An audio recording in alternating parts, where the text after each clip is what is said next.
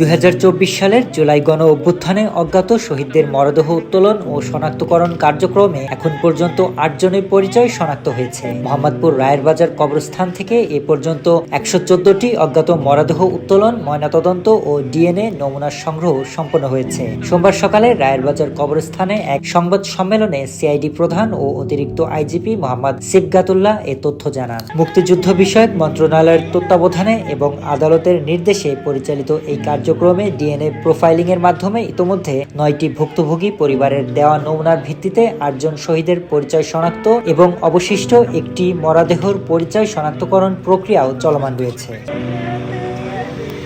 এর আগে 2024 সালের জুলাই মাসে গণ অভ্যুত্থানে ঢাকার বিভিন্ন স্থানে শহীদ হওয়া অনেক ব্যক্তির মরদেহ অজ্ঞাত পরিচয় হিসেবে রায়েরবাজার কবরস্থানে দাফন করা হয়। পরবর্তীতে পরিবারের দাবি ও ন্যায় বিচারের স্বার্থে মরদেহ উত্তোলন ও শনাক্তকরণের উদ্যোগ গ্রহণ করে বাংলাদেশ পুলিশের অপরাধ তদন্ত বিভাগ সিআইডি।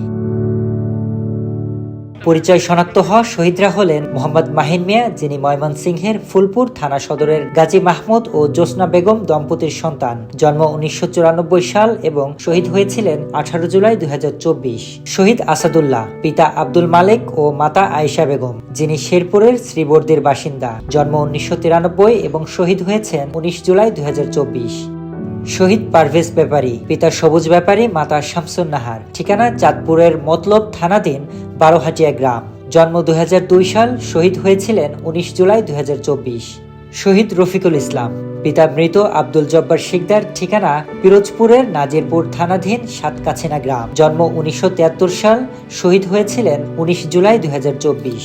শহীদ সোহেল রানা, পিতা মোহাম্মদ লাল মিয়া, মাতা রাশেদা বেগম, ঠিকানা মুন্সিগঞ্জ জেলার লৌজং থানা, জন্ম 1987, শহীদ হয়েছিলেন 18 জুলাই 2024।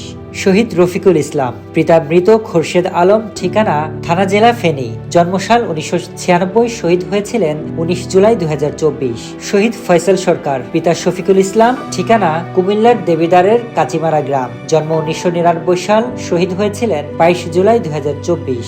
শহীদ কাবিল হোসেন, পিতা মৃত বুলু মিয়া, মাতা সামেনা বেগম, ঠিকানা 7/17 মুগদা থানার গলি, ঢাকা, শহীদ হয়েছিলেন 2 আগস্ট 2024। জাতিসংঘ মানবাধিকার কমিশনের সহযোগিতায় আন্তর্জাতিক খ্যাতিসম্পন্ন ফরেনসিক অ্যানথ্রোপোলজিস্ট ও ফরেনসিক কনসালটেন্ট ডক্টর লুইস ফন্ডেরিডারের প্রত্যক্ষ নির্দেশনায় গত 7 ডিসেম্বর থেকে মরদেহ উত্তোলন কার্যক্রম শুরু হয়।